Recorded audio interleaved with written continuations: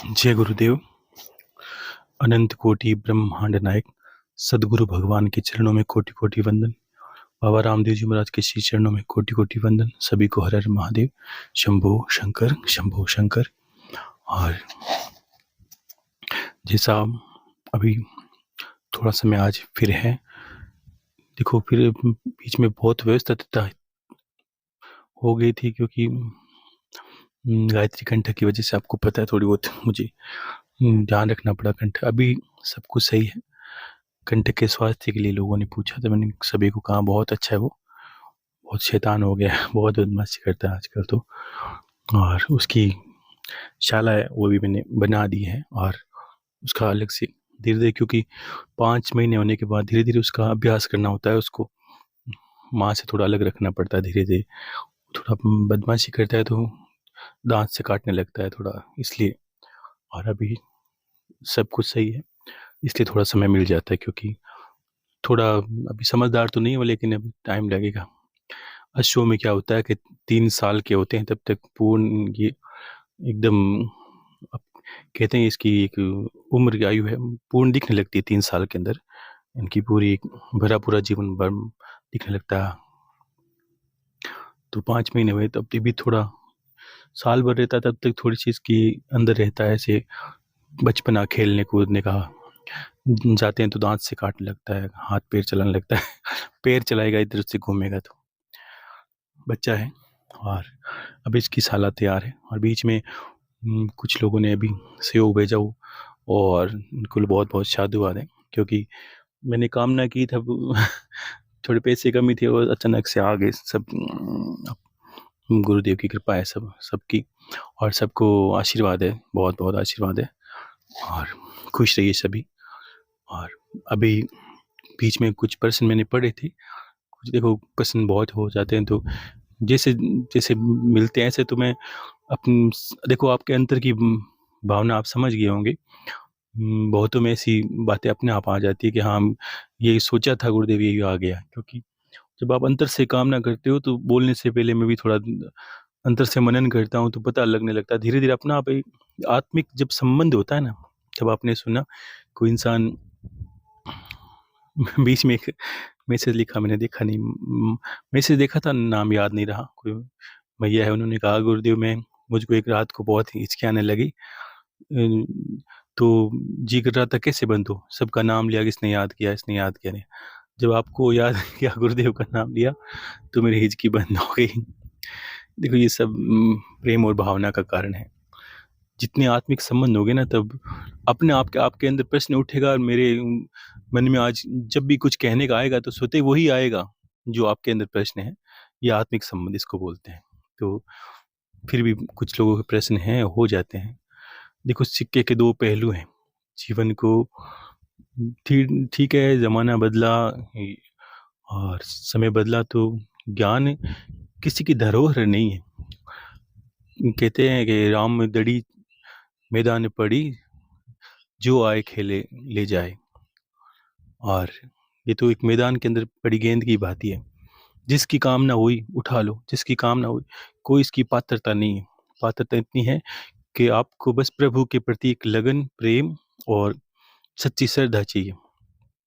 बीच में भी एक प्रश्न था, किसी ने कहा गुरुदेव अगर गृहस्थ में रहेंगे तो गायत्री मंत्र का हवन कर सकते हैं। देखो लोगों में भ्रांतियां अलग अलग फैल गई है। कुछ माताओं बहनों के ये प्रश्न भी है कि क्या महिलाएं यज्ञ कर सकती है, हवन कर सकती है। महिलाएं क्या नहीं कर सकती आप ये समझो कि माताओं बहनों के बिना तो यज्ञ भी पूर्ण नहीं होता। यज्ञ की वेदी की जो अधिष्ठात्री जगदम्बा है, योनिकुंड स्वरूपा, तो उनको, उनके बिना तो अनुष्ठान संभव ही नहीं है। और बड़ा अनुष्ठान करने के लिए मुझे भी अकेला नहीं कर सकता, मुझे भी मेरी पत्नी की आवश्यकता नहीं पड़ेगी। तब तक वो नहीं होगी पास में तो वो यज्ञ मान्य नहीं होगा, क्योंकि हमने जब वर्ण किया होता है पत्नी का। देखा नहीं, भगवान राम ने जब अश्वमेध यज्ञ किया था, तब सीता जी, मान लो उस तक तो वनवास थी, तो सोने की, स्वर्ण की सीता बनानी पड़ी। और जब ये होता है, क्योंकि देवताओं के साक्षीपन में हम जब स्त्री का वर्ण करते हैं, तब 7 वचनों में ऐसा होता है कि यज्ञ, आहुति या धर्म आदि कब जब करते हो, तब आपकी पत्नी पास में होनी आवश्यक है, अन्यथा आपके वो सब विफल चले जाएंगे। तो और माता बहनें स्वयं कर सकती, इसमें नहीं वो उन बस इतना है कि थोड़ा शुद्धि में आपको बहुत अच्छे से बारीकी समझना होगा। देखो, ऐसा नहीं कि महीने में अशुद्धि आए तब आपको समझना है, ऐसे भी क्योंकि माता बहनें गृहस्थ का इतना काम करती है, खाना बनाना, देखो कितना है कि खाना खाने की जगह खाना तैयार है, जूठे बर्तन धोना, जीव जंतु पेड़ पौधे, एक पुरुष की बात ही कमाना अच्छी बात है, कमाता है पुरुष, लेकिन कितने किस तरह व्यवस्था करना, परिवार किस तरह चलाना, ये तो कोई माताओं बहनों से सीखे, उन्हीं से हो सकता है। ये एक पुरुष इतनी चीज़ें नहीं निभा सकता। उन्हें पता है कि कब पुरुषों को खाना देना है, कब बच्चों का ध्यान रखना है, कब आते वक्त क्या करना है, सारी चीज़ें समझ नहीं पाता कोई स्त्री का इतना बड़ा समर्पण है। तो उस स्त्री के बिना यज्ञ की कामना हम कैसे कर सकते हैं? ये तो बहुत बड़ा दोष हो जाता है। ये वो तो सर्वथा योग्य है। तो आपको ये इसमें कोई संशय नहीं है कि स्त्रियां नहीं कर सकती या गृहस्थ नहीं कर सकती, सब कर सकते हैं। आपका समर्पण अच्छा होना चाहिए। हाँ, जब गुरु देता है तो पात्रता अलग होती है। अगर मैं कहता हूँ कोई मंत्र आपके कान के कहा, उसकी पात्रता मैंने बताई कि आपको एकांत रहना, ये करना है, वो गुरु पर निर्भर करता है कि आपको कैसी शिक्षा दे और किस तरह के मंत्र से अधीनम देवता, मंत्र के अधीन देवता है और गुरु अधीन मंत्र, मंत्र गुरु के अधीन है। मंत्र फलित कैसे होते हैं? जब गुरु कहता है। और गुरु अगर मान लीजिए कोई मंत्र है, ये बहुत बहुत पहले बातें हमारे बीच में हुई हो गई है पहले ही, कि मैंने कहा भगवान शंकर को प्रसन्न करना है, नमः शिवाय मंत्र है पंचाक्षरी, सिर्फ नमः शिवाय आपने किया, और हो सकता है मंत्र ये है, सबको पता है मंत्र तो है ही, लेकिन मैंने कहा नहीं, आपने मेरे पास आए और मैंने कहा नहीं, आपके वो बस शिव आओ, शिव आओ, शिव आओ।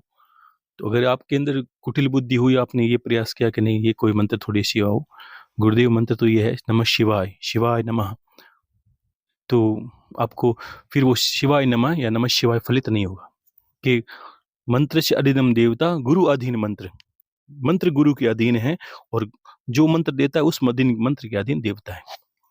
तो गुरु क्या कहता है वो मान्य रखता है। अब यहाँ दिक्कत क्या होती है कि हमने गुरु ने मैंने विधि बताई आपको, मैंने कहा आप माताएं बहनें कर सकती है, और कोई फलान किसी संत से या किसी ने सुन लिया वो कितने और उसकी पात्रता है, वो अपने शिष्यों के लिए कहता है, उसके जो पीछे ज्ञान की बात हुई थी वो कहता है। दो संतों के बीच में बहुत बड़ा प्रश्न हुआ, मैंने मतलब कितने ज्ञानी जन हैं कि एक रामसुदास जी महाराज के बीच बात की थी, और उनकी उनसे बड़ी तो मैंने कहा क्या भागवत कोई बाँचता है, क्या कहता है, कितनी श्रेष्ठ थे। उन्होंने कभी कोई भागवत को मलाई मक्खन लगा के लोगों को जोड़ने के लिए नहीं, जो उचित है वो उचित कहा।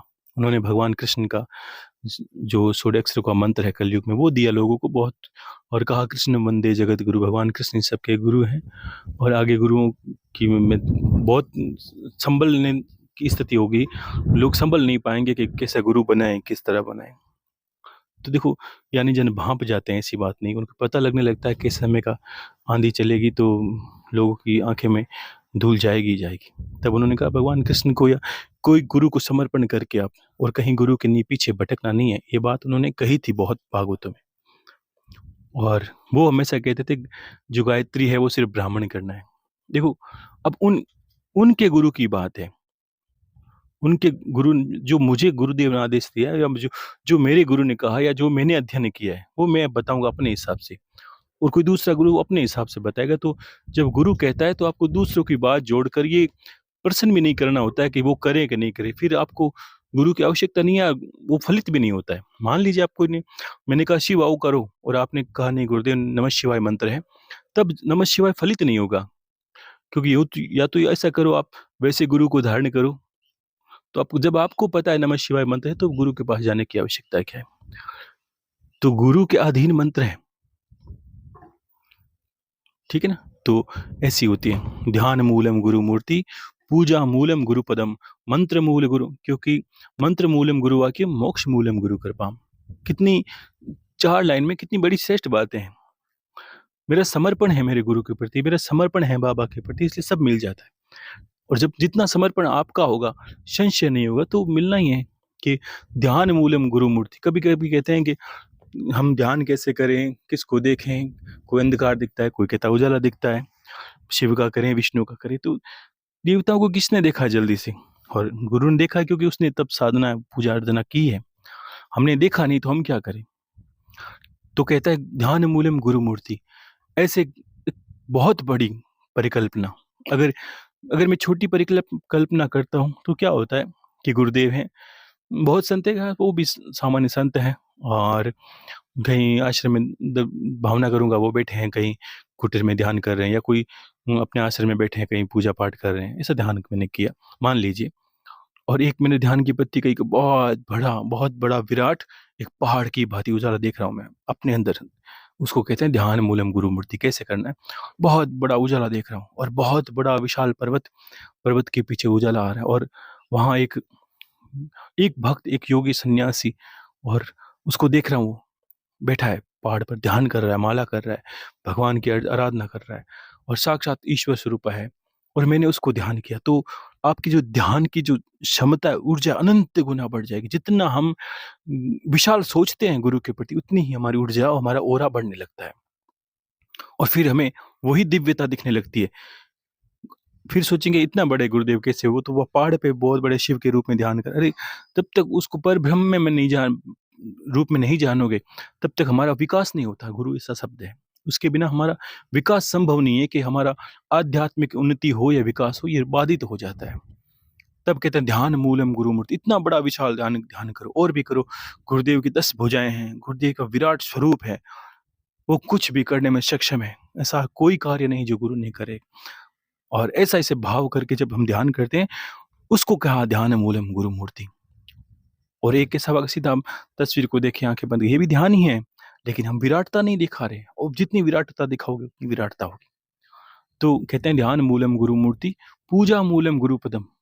अगर पूजन स्थली में बहुत मूर्तियां है नहीं, तस्वीरें हैं नहीं, सोने चांदी के आभूषण है नहीं, मान लीजिए कहीं न कहीं होती है, सबकी एक परिस्थिति नहीं होती, तो एक सिर्फ पादुका रखिए ना, उसको प्रणाम किया तो भी सब पूजा हो जाती है। क्या पूजा मूलम, पूजा का जो मूल है, मूलम गुरु पदम, और मंत्र मूलम गुरु वाक्य। गुरु ने कहा बस शिव आओ कहना है आपको, तो शिव उसी से आएंगे, तो आ जाएंगे। ध्यान रखना, नमः शिवाय से नहीं आएंगे, शिवाय नमः से नहीं आएंगे, इससे जरूर आएंगे, क्योंकि हमने गुरु में समर्पण किया है।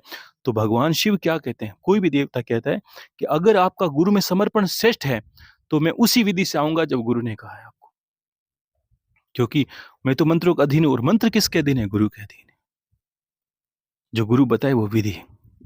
और बीच में बात आई रामसुदास जी महाराज की, तो रामसुदास जी महाराज के गुरुदेव का ये वर्णन था कि हम कहते हैं, या हमारे गुरु कहते हैं कि ब्राह्मण के अलावा हम गायत्री मंत्र मना ही करते हैं, किसी को नहीं करना, स्त्रियों को तो बिल्कुल नहीं करना, ये उनका वक्तव्य है। लेकिन उन्होंने जब वहाँ वहाँ पास में आप देखोगे, गीता भवन है पास में जाओगे, तो आपको गायत्री पीठ भी मिलेगा, गायत्री शक्ति पीठ। तो वहाँ के पंडित श्री रामाचार्य शर्मा बहुत बड़े गायत्री के परम उपासक हैं इस युग में, और गायत्री के बहुत अनुष्ठान किए। वो साक्षात एक तेज स्वरूपा है, परम पूजनीय है, और देखो कितना सीधा स्वरूप है, कोई दिखावा करने की आवश्यकता नहीं है। और ऐसी ऐसी विराटता उनके अंदर आ गई गायत्री की वजह से, कि कितनी विशालता इंसान इकट्ठा समझ जाए तब ये बहुत बड़ी बात है। तो उन्होंने अपनी पत्नी के संग बहुत बड़े अनुष्ठान किए, बहुत, और आज साक्षात वो तेज स्वरूपा, और अंतिम समय भी गायत्री जयंती को उन्होंने अपना शरीर का परित्याग किया। साल में दिन तो 365 होते हैं, उनका चयन किया वो दिन होता है। तो साक्षात ऐसे ऐसे होते हैं दिव्य आत्मा, परमात्मा स्वरूप गुरु के। ऐसे संतों का अनुसरण किया करो, जिनकी वाणी में तेज हो, जिनके कर्म हो, जिनको अनुभव हो। तो जीवन भर उन्होंने बहुत बड़ा परित्याग करके, एक-एक चीज़ इकट्ठा करके आज इतना बड़ा एक गायत्री का कुनबा खड़ा कर दिया। उन्होंने कहा सब करो, लेकिन उनके और राम सुखदास जी महाराज के बीच में संवाद हुआ। तब राम सुखदास जी महाराज ने कहा आप बहुत बड़े हो, आप बहुत बड़े उपासक हो गायत्री के, लेकिन मैं तो उन्होंने कहा मैं तो कहता हूँ कि मेरे यहाँ तो सभी करते हैं गायत्री की, स्त्रियाँ करती है, पुरुष करते हैं, बच्चे करते हैं। तो उन्होंने कहा आप वही कह रहे हो जो आपके गुरु ने कहा, तो आपको फलित है। आप चाहे किसी जीव जंतु को ही मंत्र दे दो तो मंत्र फलित होगा। क्यों फलित होगा? क्योंकि आपके गुरु पे निर्भर करता है, आपके गुरु ने क्या कहा है, समझे? और मेरे गुरु ने कहा वो मैं इसका अनुसरण कर रहा हूँ, तो कितनी सटीक बात है। इसमें नहीं कि विवाद है, दोनों कितनी अच्छी से बात कर रहे हैं, लेकिन समझदारी है। उन्होंने कहा मेरे गुरु ने कहा है, वो मुझे प्रचार करना है, और आपके गुरु ने कहा वो आप करो, इतनी सी बात है। विवाद नहीं, समझदारी की बात है, कितना अच्छा से ज्ञान देते हैं, आपस में समझ रहे हैं। तो यहाँ ऐसा नहीं, यहाँ क्या करते हैं कि देखो, कपटियों से दुनिया भरी, तो ऐसे ही होता है। किसने कहा? ऐसा नहीं होता है, ऐसा करना नहीं है, इसमें ये लिखा है, इसमें ये लिखा है। तो ये कपोल कल्पित बातें हैं, क्योंकि उन्होंने खुद ने नहीं किया, और किया ही नहीं, उसने अनुभव किया नहीं, वो भला क्या बताएगा? तो ये समस्याएं हो जाती है। तो कोई वर्जित नहीं है स्त्रियों को करना है, ऐसे कोई गुरु का मना नहीं आपको, फिर भी लेकिन इसका जप मैंने नहीं कहा कि इसका अनुष्ठान करो। आपको मैंने इतना ही बताया जितना आपके लिए सुलभ है, लेकिन इसकी अलग-अलग विधियाँ हैं। गायत्री में भी तंत्रोक्त गायत्री अलग होती है, रात्रि को अलग होती है। तंत्रोक्त गायत्री जो गुरुदेव ने विधि मुझे बताई थी, वो जो मैं करता हूँ, वो एक ऐसी पद्धति है कि आप समझो, एक एक जिसको आप बोल सकते हैं अपने में एक खतरनाक 300 पावर से ऊपर जो बिजली का करंट है, उस पे चलना है। रात्रि को जो गायत्री होती है ना, तंत्रोक्त गायत्री, गुरु पे निर्भर करता है वो आपसे कैसी गायत्री करवाता है। मैंने दिन में भी किए, त्रिसंध्या में किए, रात्रि को मैंने बहुत ज़्यादा किए हैं। लेकिन इसके जो अनुभव होते हैं, बहुत बहुत भयानक होते हैं, डरावने होते हैं इस इंसान, और इसको विहड़ में, एकांत में करना होता है। कहीं ऐसी एकांत जगह का चयन करना होता है। लेकिन एक सामान्य इंसान अगर करे, परिवार की सुख शांति के लिए, जितना उसको ज़रूरत है, उसकी ज़रूरतें पूर्ण करने के लिए, उसकी नकारात्मकता दूर करने के लिए, तो उसको तो बस ये एक माला हवन से उसकी सारी सारी चीज़ें दूर हो जाती है, स्वतः ही। तो ये कर सकती हैं माताएँ-बहनें। शुद्धि का इसलिए कहा कि हम माताएँ-बहनें घर में इतना कार्य करती हैं, तो देखो, कभी जूठे बर्तन भी धोने पड़ते हैं इधर। जब गायत्री को करो ना, पूर्ण स्वच्छ, शुद्ध होके, नहा धो के, बैठ के आराम से करें। हो सके तो पीले वस्त्र पहन के करें, तो ये बहुत अच्छा है। तो करें, मना नहीं है। और गृहस्थ पारिवारिक संतोष, इसमें कोई बाध्य नहीं, आप कोई भी कर सकते हो, ठीक है? और मैंने कहा, एक सिक्के के 2 पहलू हैं कि कभी-कभी क्या होता है कि हम ज्ञान की बातें करते हैं तो बहुत आगे चले जाते हैं। आपने कहा पिछले दिनों में आध्यात्मिक बात करते-करते हम आत्मिक ज्ञान में चले गए और ब्रह्म ज्ञान की बातें करते हैं, और यहाँ पीछे परिवार को भी देखना होता है, और चीज़ें इनसे जुड़ी, मैं समझ सकता हूँ कि समस्याएँ भी तो रहती है इंसान के जीवन में। इनसे निकले बिना कोई करे भी क्या? तो अभी आज कहने का ये उद्देश्य भी था साथ में, क्योंकि पिछली बार मैंने शायद आपको बता दिया था। मैंने कहा, एक इंसान क्या करता है कि लक्ष्य भेदन करता है। कोई इंसान तीरंदाज है, कोई निशानेबाज है, वो लक्ष्य भेदन करता है, उसको बार-बार लक्ष्य लगाना पड़ता है। कभी हम सफलता पाएँ कि नहीं पाएँ, कभी पैसे हों कि नहीं, समृद्धि हो कि नहीं हो। तो लेकिन मैंने कहा, कुछ संयोग, हम बोलते हैं ये जो प्रकृति है, इसमें संयोग बनते हैं कभी-कभी, जिनको दिन ग्रहों के संयोग कह सकते हैं। तो ऐसे मुहूर्त, तो पिछली बार कहा कि रवि पुष्य नक्षत्र और गुरु पुष्य नक्षत्र, ये नक्षत्र 2 ऐसे हैं कि दोनों का जो आप पावर ढूँढते हो, दोनों का जो विशेषता, वो एक ही होती है। रवि का अर्थ है सूर्य, और पुष्य नक्षत्र यानी सूर्य और गुरु ग्रह, इनका दोनों का प्रभाव साथ में पड़ता है। और गुरु पुष्य नक्षत्र में भी यही होता है कि गुरु के ऊपर सूर्य का प्रभाव पड़ता है। तो एक इंसान के जीवन में अगर गुरु और सूर्य बलवान हो, तो इंसान की यश, कीर्ति, समृद्धि, आत्मिक ज्ञान का कारण, और बहुतों कारण, जितने संसार से जुड़े और जितने अध्यात्म में जुड़े, जितने कारण इंसान ढूँढते हैं ना, या जितनी में सफलता पाना चाहता है, वो सारी चीज़ें उसके अंदर उस नक्षत्र में होती है। तो उसमें क्या, ये समझिए कि आप आँख बंद करके निशाना लगाते हो, और आपके तीर के सामने निशाना, वो जो वस्तु है, जो आपका उद्देश्य है या जो लक्ष्य है, वो तीर के आगे ही आके खड़ा हो जाए, तो आपको कहीं मेहनत करने की आवश्यकता नहीं पड़ती। या ये समझिए कि 1 साल भर करें और 1 दिन में करें, बराबर हो जाती है। तो वो, उसी को आप संयोग समझें। तो ये 9 तारीख को पड़ता है, जब 9 जून है ना, 9 जून को, ये रात को 8:30 पड़ेगा, और आपके 10 जून को रहेगा मतलब शाम को 8:30-9 बजे के आसपास। 24 घंटे का ये नक्षत्र है। तब देखो, इसमें क्या-क्या आप ऐसा कर सकते हो, जो कभी-कभी लगता है ना, कोई गुरुदेव 2 चीज़ करी, सफलता मिली नहीं मिली। कभी-कभी ऐसा होता है, कोई समझिए कि निशाना लगा नहीं, या कोई हमारे कोई कारण रह गया, या हमसे कोई त्रुटि हो गई, या हमसे कोई अशुद्धि रह गई। कोई तरह का बाधा आ गई बीच में। उस बाधाओं को दूर करके ये नक्षत्र आपके बहुत कार्य सुलभ कर सकता है। सर्वार्थ सिद्धि योग कह सकते हैं आपको। मतलब कुछ भी सिद्ध हो सकता है इससे। तो इसमें अगर माला करते हैं तो अनुष्ठान पूर्ण माना जाता है, अगर इसमें हवन करते हैं तो एक अनुष्ठान की बात ही होता है। और सोना चांदी, लोग बहुत ऐसे ज्योतिष आपको बहुत बहुत बताएंगे कि इसमें सोना चांदी हर चीज वस्तु को खरीदते हैं, वो अक्षय रहता है, सफलता रहती है कि वो जीवन में उसका वर्धन ही होता है। तो जब आपको ये 9 जून को लगे रात को, तो सबसे पहले तो आपको देखो अलग-अलग है, तो सबको आप 8:30 बजे लगेंगे रात को 9 जून को, तो सबसे पहले आप लक्ष्मी जी की पूजा करोगे। परिवार में हो, लक्ष्मी जी की पूजा करो और जितना उत्तम हो सके, जब हमने शरद पूर्णिमा को बताई थी ना, वैसे उसमें तो खीर बनानी पड़ती है, चंद्रमा को अर्पित करनी। इसमें आपको घर पे ही कुछ बनाना है और लक्ष्मी जी की पूजा सच्चे मन से, बड़े हृदय से करनी है और मैया से प्रार्थना करनी है, हे माँ मेरा घर-बार परिवार अक्षय संपत्ति से भरा रहे।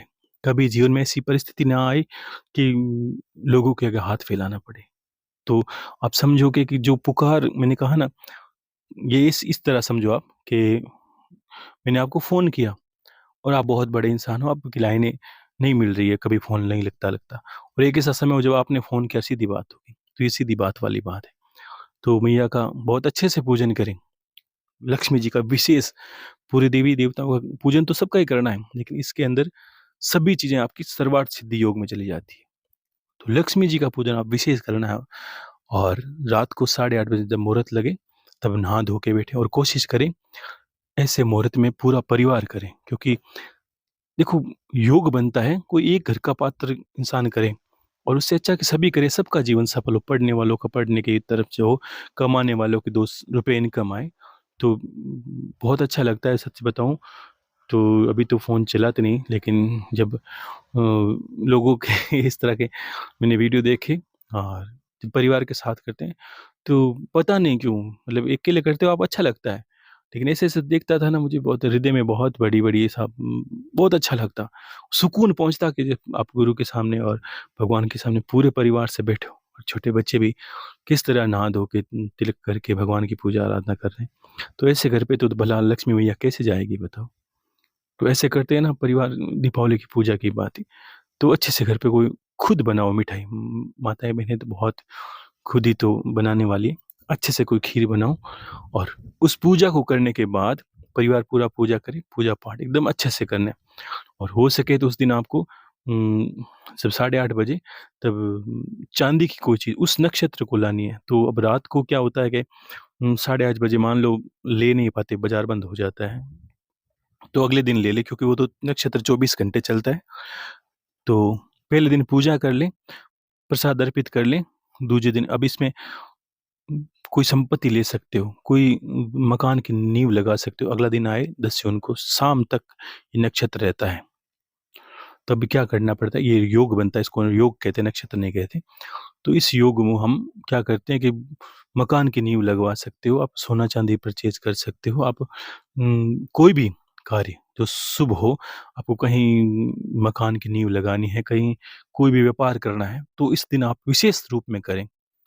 और पूरा पहले तो ये मैंने कहा सकारात्मक होकर, योग ये सब दैवीय घटना है, यहाँ पर पूरा जब तक सकारात्मक नहीं हो तब तक करना ही नहीं। इसको देखने के लिए, इसको एक ट्राई करने के लिए नहीं होता है। आपको बस आज किया वो काम मेरा सफल होगा ही, ऐसी भावना रख के इसको करना होता है, उत्साह से भरकर, ठीक है ना? तब ये इतने काम कर सकते हो और साथ में आपको देखो, अगले दिन सुबह पहले तो आप गायत्री मंत्र का हवन करोगे 1 माला, वो भी आपको 10 जून को सुबह इसी योग में चलेगा शाम तक।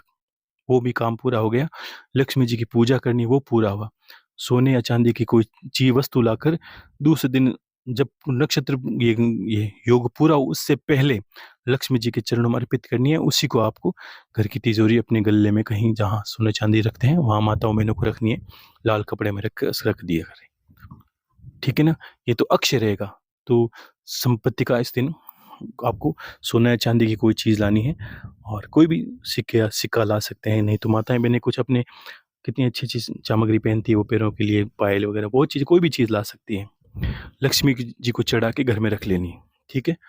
और बच्चे पढ़ाई के लिए प्रार्थना कर सकते हैं, गणेश भगवान के सामने, सरस्वती माता की पूजा करनी है, कर सकते हैं साथ में। गुरु के सामने प्रार्थना कर सकते हैं, भगवान शिव को किसी भी पूजा, हर पूजा सर्वार्थ सिद्धि योग है। अब उसमें क्या करोगे आप, संध्या के समय जब योग हो तब लक्ष्मी जी की पूजा करनी है। रात्रि को जब सो उससे पहले आधा घंटा ध्यान करना है सोहम के साथ, ठीक है। और भगवान से प्रार्थना करनी है, हे प्रभु ये मेरा सोहम है जो मेरी गति का कारण बने और परमात्मा की प्राप्ति हो और मेरा योग परमात्मा से हो, ये योग ही है, ऐसी भावना करके ही करना है। तो वो भी काम पूरा हुआ। और सुबह उठो, जब ब्रह्म मुहूर्त में उठो, कुल देवी की पूजा पाठ 24 घंटे, ये समझो अच्छे अच्छे कार्य करने हैं। और बाहर जाओ, व्यापार तो मैंने बता दिया, कोई चीज़ अच्छी खरीदते हो, रुपया पैसा सोना चांदी की कोई वस्तु ले लें। और मकान नींव बहुत कुछ है जो इंसान करता है परिवार में, वो कर सकते हैं। और सारी चीज़ें इस दिन फलित होगी और शुभ, मानो जो भी लोग हैं, आप शुभता इसमें रहेगी। और व्यापार करते हो तब इस दिन विशेष व्यापार करो, लेन देन ऐसा करो कि जो आपको पूरा प्रॉफिट दे, वो प्रॉफिट आपके अक्षय रहेगा, ठीक है ना। तो उसके कुछ हिस्से से उसी दिन शाम को जब व्यापार करते हो तो मिठाई प्रसाद लेके भगवान की अर्पित करो, महादेव को, जितनी भी आपके इष्ट हैं, कुल देवी समेत। कुल देवी का तो विशेष करना है। तो कभी कभी कुल देवी रूठी होती है तो इस दिन विशेष कृपा होती है, सर्वार्थ सिद्धि योग में वो मान ही जाती है, ठीक है ना। तो ये चीज़ों का ध्यान रखना है, पूरा पूरा इस चीज़ों का फ़ायदा उठा लिया करो। ये चीज़ें वो हैं, जब आप धनुष चलाते हो, मैंने कहा बाण चलाते हो, तो लक्ष्य आपके बाण के आगे ही आके खड़ा हो जाता है। तो आप यानी इसको बोलते हैं सर्वार्थ सिद्धि योग। ऐसा योग बनता है कि आप, हो सकता है तीरंदाज नहीं हो, आप निशानेबाज नहीं हो, फिर भी आप आज आपका निशाना लगेगा, ठीक है ना। तो ये ध्यान रखना आपको। और जिन्होंने कहा कि बीच में के मेरे ग्रहों के प्रति दोष है, दूषित है, हो जाते हैं, तो भी आप अक्षय चीज़ के लिए, अक्षय ग्रहों की शुद्धि के लिए कोई भी इस दिन दान पुण्य कुछ भी, इसका अर्थ समझिए आप ग्रहों की पीड़ा है, आपको होता है राहु केतु शनि, कोई भी पीड़ित है, तो वो भी इसके निमित्त कोई दान दक्षिणा जो भी है, आपको पीपल में जल चढ़ाओ तो भी ये 24 घंटे का आपके पूरा पूरा फायदा उठाना है। सर्वार्थ का मतलब सब कुछ। कोई ये कहेगा कि इसमें ये करना नहीं, मैंने कहा सर्वार्थ ये तो आपको बताएं वो विशेष है, उसके अलावा फिर आपकी बुद्धि सबल है, आप जितना आप समझोगे आप समझ जाओगे बात को, ठीक है ना। और पीपल में पानी डालने से लेकर पेड़ पौधे लगाने से लेकर, जिस दिन पेड़ पौधा लगाओगे उसकी आशीर्वाद भी आपको जीवन भर मिलेगा, ठीक है ना। सब कुछ आपको अच्छा सुलभ ही सुलभ होगा, ठीक है ना। तो ये करना है। लक्ष्मी जी की पूजा तो विशेष करनी है, क्योंकि बिना लक्ष्मी के तो ये जीवन, अब हम आप सोचोगे कि पूजा पाठ करने के लिए सामग्री चाहिए, तो लक्ष्मी कृपा तो हो ही है। और ऐसे ही देखो लक्ष्मी जी, हम का वर्णन ऐसा है कि पैसों में उसको तोल नहीं सकते, कि पैसों का स्वरूप ही लक्ष्मी है। लेकिन हमारे कार्य पूर्ण होते हैं तो हम इसको संपत्ति मानते ही हैं। लेकिन कई ऐसा होता है, कभी कभी आपने देखा कि पैसे कमाते हैं और जैसे पैसे घर पे बढ़ने लगते हैं, घर में झगड़ा, कलह, कलेश, अब अलग होना भाइयों में। एक दिन बात हुई, मैंने बहुत अच्छा अनुभव किया इस बात को। किसी ने पूछा मुझे कि वो भाई भाई अलग हैं, कोई ऐसे परिवार की बात हुई थी, तो मैंने कहा ये अंतिम पीढ़ी है और जितना अलग होना हो जाओ आप। तो वो समझ नहीं पाया कि आपने बात तो कोई गहरी कही है, मुझे सही से समझाओ। मेरे कोई मित्र थे, मैंने कहा बस ऐसे ही कहा, मैंने कहा अब अलग होना है, हो जाओ, ये अंतिम मौका है आपके पास।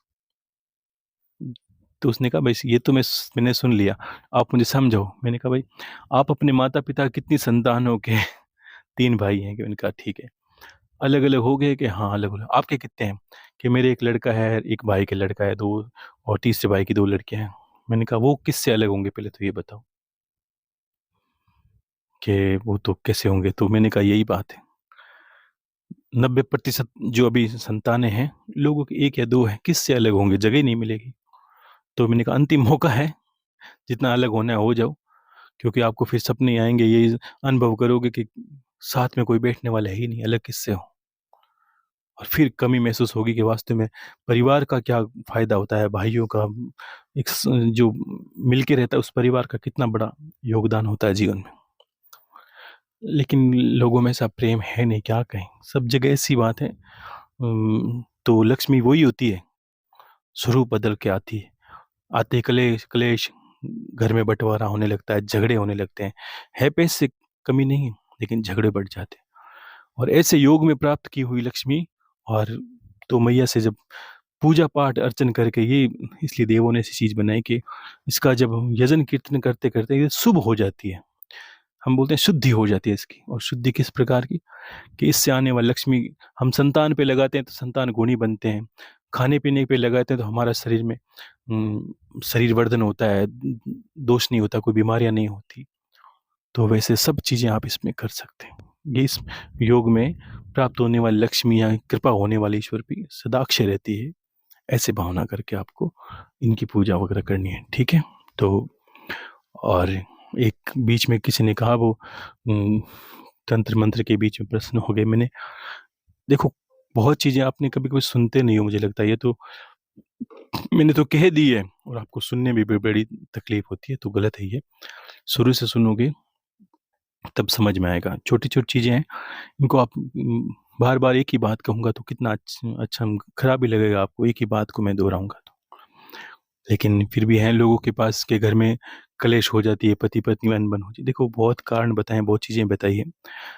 कभी कभी क्या होता है कि हम घर में प्रेम रहता है, आपने अनुभव किया होगा, और कोई कोई इंसान सतत हम देखते हैं, अचानक से घर में ऐसी परिस्थिति हो जाती है कि घर में झगड़ा, कलह कलेश बढ़ जाती है। तो ज्ञानी जन तो इंसान ये विचार कर लेता है, भाई अचानक ऐसी घटना हुई, क्यों हम प्रेम नहीं कर रहे हैं आपस में। तो अनुभव होगा किसी की आने के बाद ऐसी घटना हुई होगी, कोई नेगेटिविटी आएगी तब ऐसा। तो एक बात मैं पहले कही फिर कहूँगा, माताएं बहनें और जितने भी सब लोग हो, आप घर पे एक पीली सरसों का डब्बा भर के रखा करो। कितना, कि पाव आधा किलो, जितना भी आपके पास हो सामर्थ्य, वो पीली सरसों पास में रखो। और एक आपके घर पे ब्रास कपूर खत्म नहीं होना चाहिए, वो साक्षात लक्ष्मी का स्वरूप है। ब्रास कपूर आपके घर में सकारात्मकता बढ़ाएगा।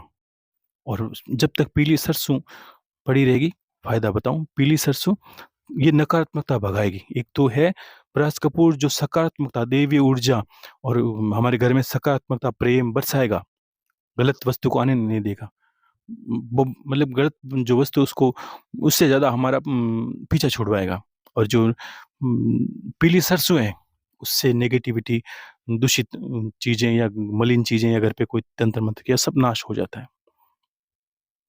अब ये होता कैसे, सप्ताह में ये तो ब्रास कपूर तो रोज जलाते ही हैं, लेकिन अन्यथा रोज नहीं जलाते तो कभी 2-3 दिन में कभी ब्रास कपूर घर में जला दिया करो, दीपक कर दिया करो। दीपक में मैंने कहा सरसों का तेल, और उससे मोली बना के दीपक करो, और उसमें पीली सरसों दान चुटकी भर डाल दो, ठीक है। और रात को जब सोते हो तो कभी लगता है ना, कभी कभी झगड़ा होता है, प्रेम रहते हैं लेकिन अचानक से सबका मन बदल जाता है, भगवान की पूजा करने का मन नहीं करता, तब समझ लेना कुछ ना कुछ तो विचित्र हुआ है, ठीक है ना।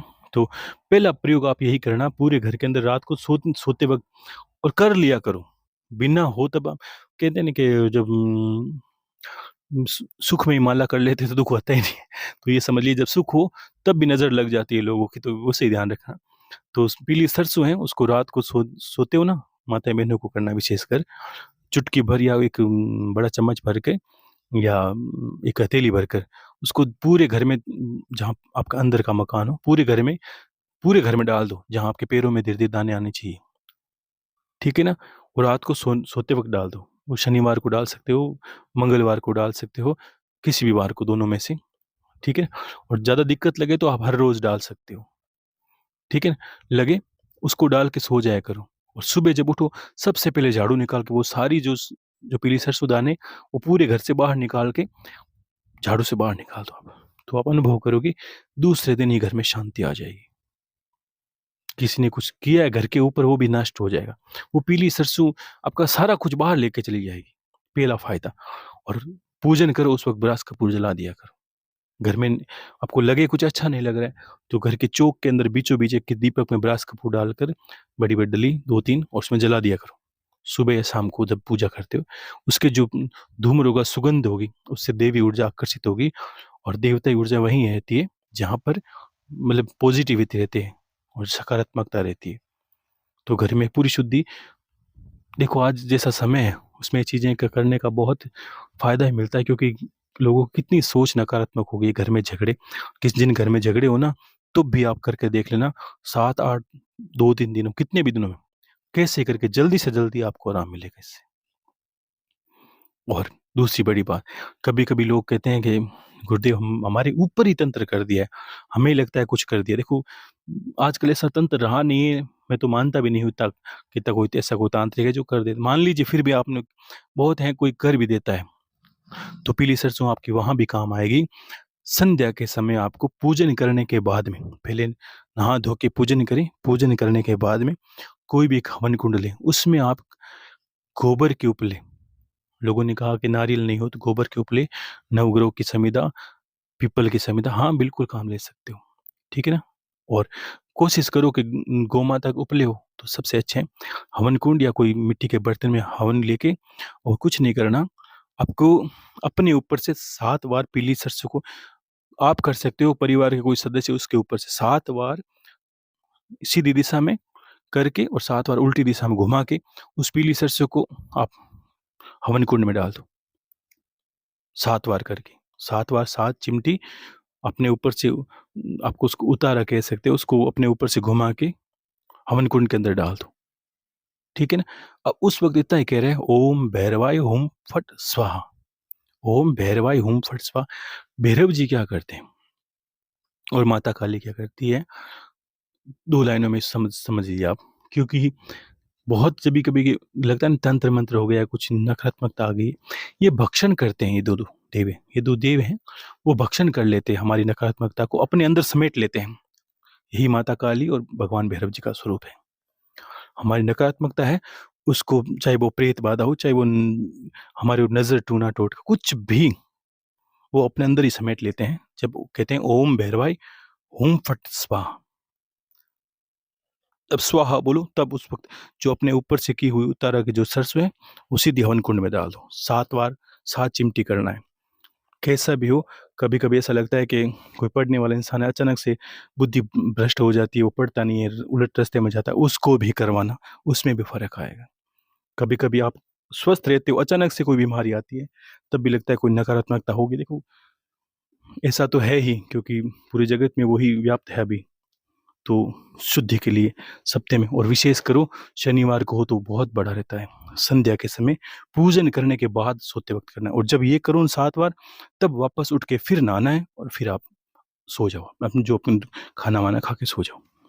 पहले पूजन करना नहा धो के, और जब ये क्रिया करते हो पूजन करने के बाद, ताकि आपकी विधि सफल हो, फिर ये हवन कुंड के अंदर 7 बार एक उपले गोबर के रख के उस पे भी हवन ब्रास कपूर से जला लें। जलाने के बाद ये 7 बार चिमटी इसको जला दें अपने ऊपर से घुमा के, और जलाने के बाद फिर वापस जब आपको नहाना है, फिर अपने खाना वाना खा के जो कार्य करते हो सो जाओ आप, ठीक है ना।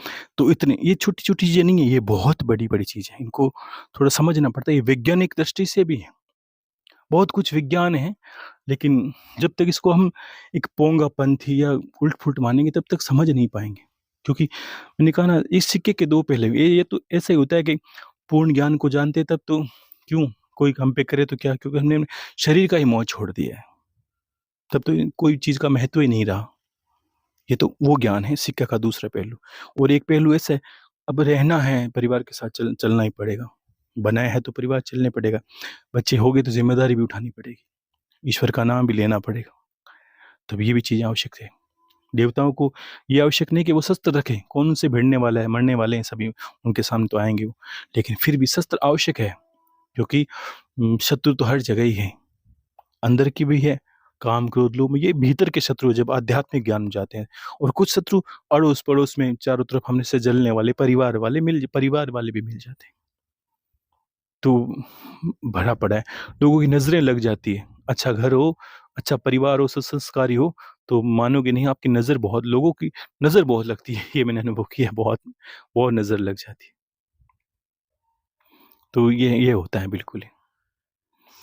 इसलिए आपको ये छोटी चीजें नहीं है, कुछ चीजें घर में उतार लिया करो जीवन में, और पीछे भी संस्कार दे के जाया करो, बेटा ऐसा करना ही है। कोई बहू हो, कोई बेटी हो, कोई बेटा हो, उसको समझाओ कि इस संसार में जीने के लिए आपको कुछ चीजें अपनानी पड़ती। ये ऐसे इसको अंधविश्वास, लेकिन नहीं, ये अंधविश्वास कहाँ हुआ, ये तो शुद्धि हुई।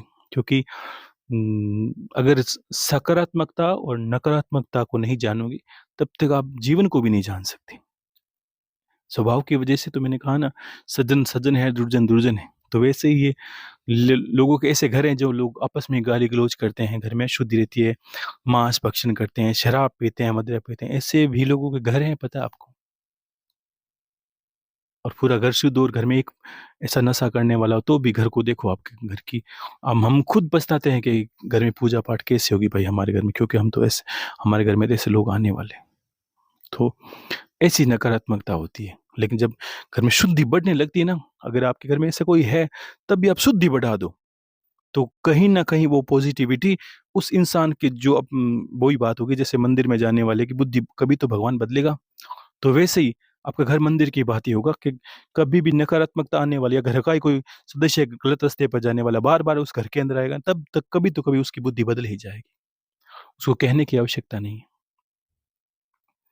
ठीक है ना? तो ये आपको करना है, ध्यान रखना, और सचेत रहो, होश में रहो, और जीवन को जीना ही है, सब कुछ करना है, ध्यान करना, योग छोड़ना कुछ नहीं है, और इसी जीवन में रहते।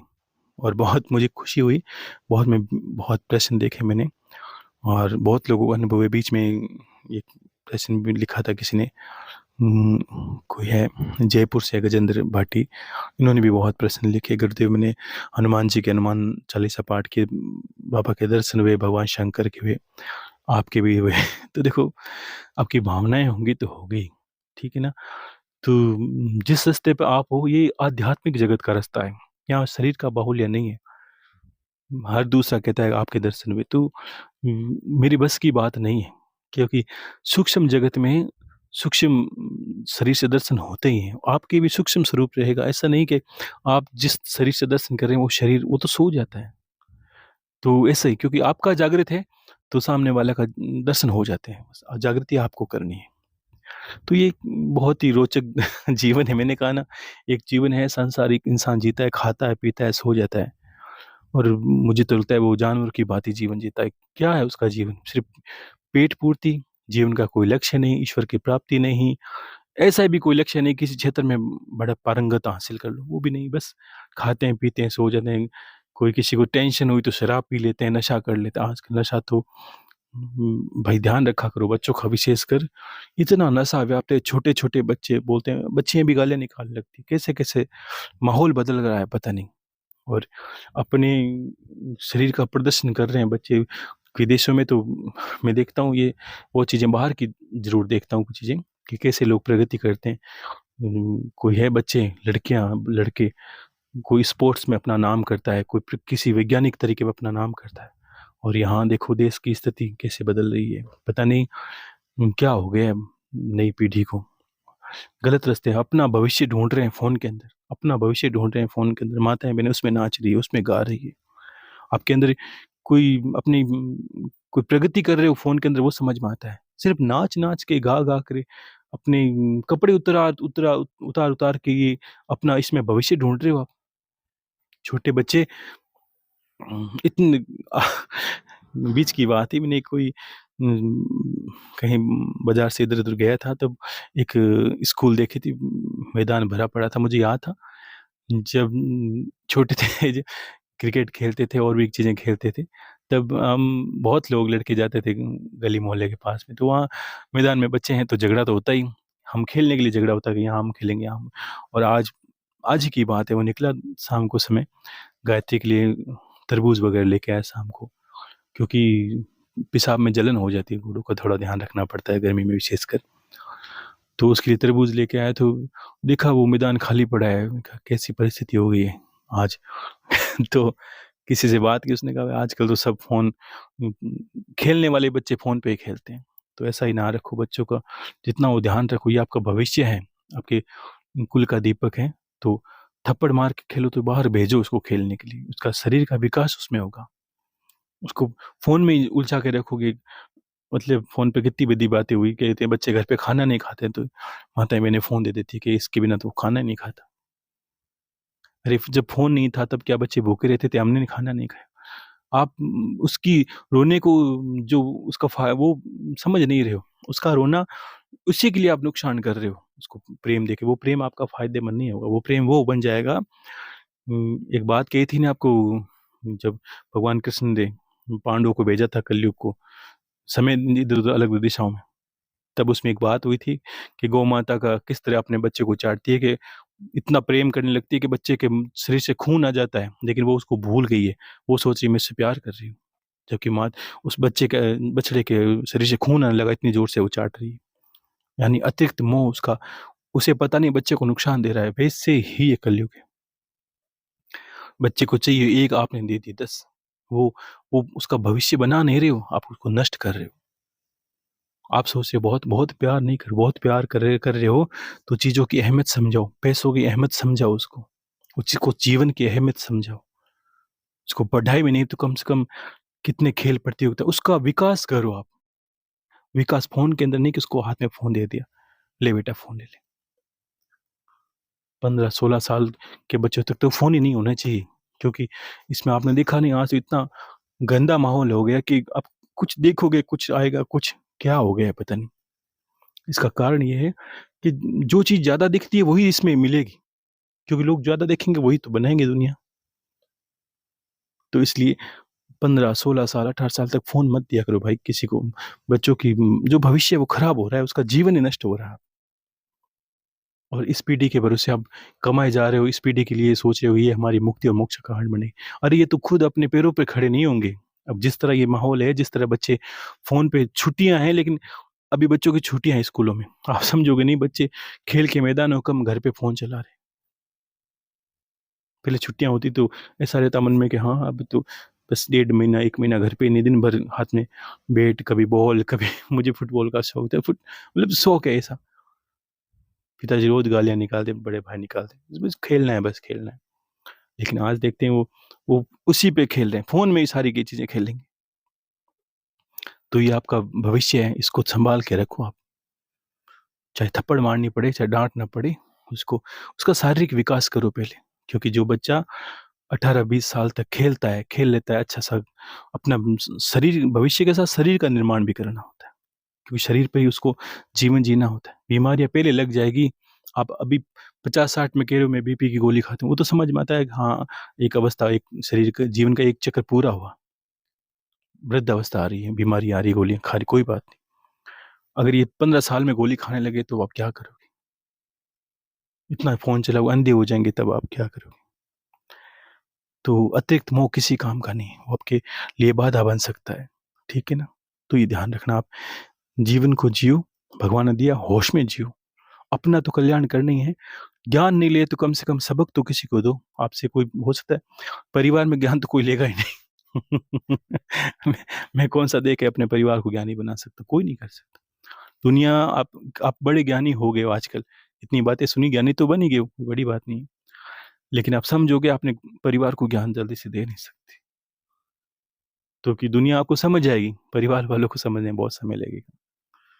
ठीक है ना? तो कम से कम परिवार को संस्कार दो, बच्चों को तो विशेषकर, और किसी को मार-पीट के रास्ता लगाना पड़े तो भी लगाओ आप।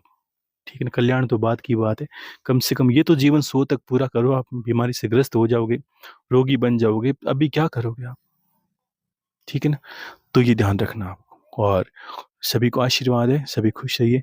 हर हर महादेव, शंभो शंकर, सबका कल्याण हो, और बस सबको बहुत सारा प्रेम है, और खुश रहिए सदा इसी तरह, भक्ति भजन करते रहें भगवान का।